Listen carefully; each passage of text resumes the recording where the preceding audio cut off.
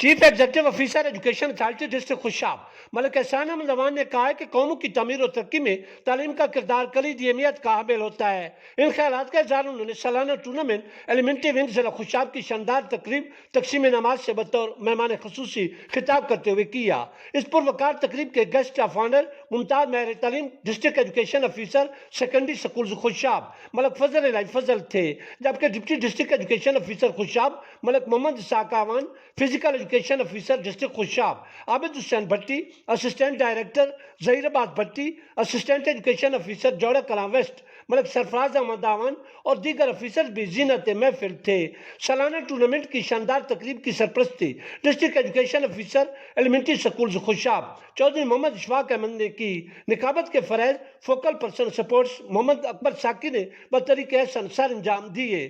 تقریب سے خطاب کرتے ہوئے district education officer secondary schools Khushab Malik Fazal Elahi فضل نے ضلع خوشاب میں سپورٹس کی ترویج کے لیے ایلیمنٹری سکولز کے ٹیچرز اور طلباء کی کوششوں کو شاندار الفاظ میں سراہا۔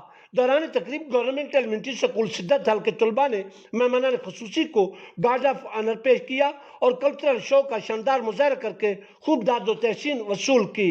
گورنمنٹ ایلیمنٹری سکول پلوت حل کے طلباء نے جمناسٹک اور ملی نغمہ پیش کر کے محفل کی رونق کو دوبالا کیا، جبکہ گورنمنٹ ایلیمنٹری سکول چک نمبر 46 MB کے طلباء نے خوبصورت پی ٹی شو پیش کیا۔